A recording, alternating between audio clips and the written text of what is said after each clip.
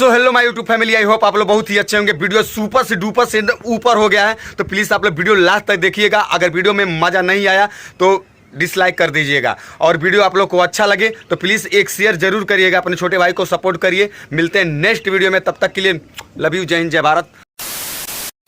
दोस्तों, ये गाना मेरी गर्लफ्रेंड के लिए है कि तू के दिलवा में ऐसे और साले हमसे गुर्दाया किडनी नाराज हो गइल। तो के दिलवा में ऐसे बसा भी हमसे नाराज हो गई।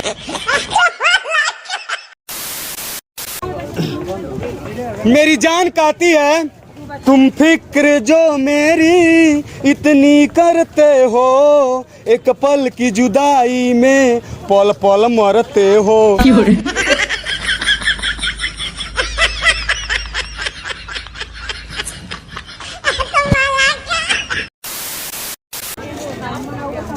कि दोस्तों, हमारा दिल के भइल बा चोरी, खेसारी लाल के बेवफाई गाना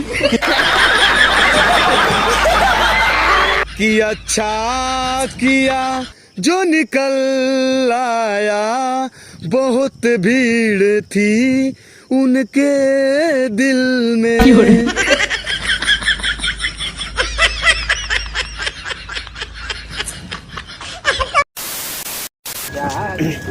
अरे देवर देवर, अरे देवर देवर, दीदी तेरा देवर दीवाना है राम, गुड़ियों को डाले दाना।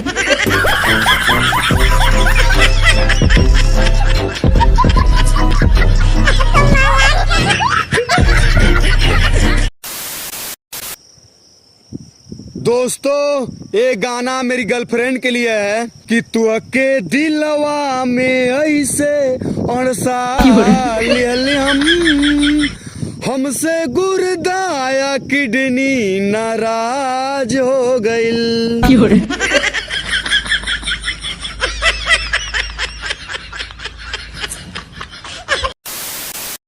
ये गाना हमारी बेवफा सनम के लिए है कि अच्छा किया जो निकल आया, बहुत भीड़ थी उनके दिल में।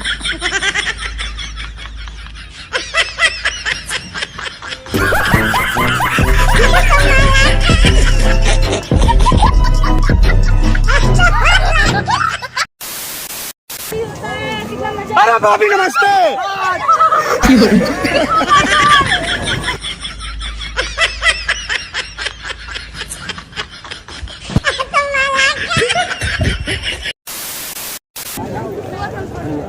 बाला बाला बाला बाला, मेरे दोस्त के मुंह काला काला काला कोयला।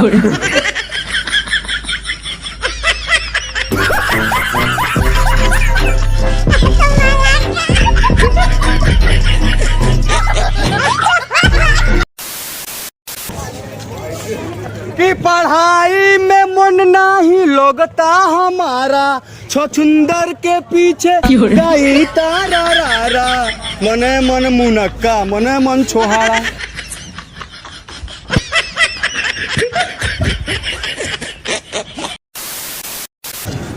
दोस्तों, ये गाना हमारी गर्लफ्रेंड के लिए है कि जैसन सोचले रहली वैसन धनिया मोर बाड़ी, अरे सावर न गोर बाड़ी हो।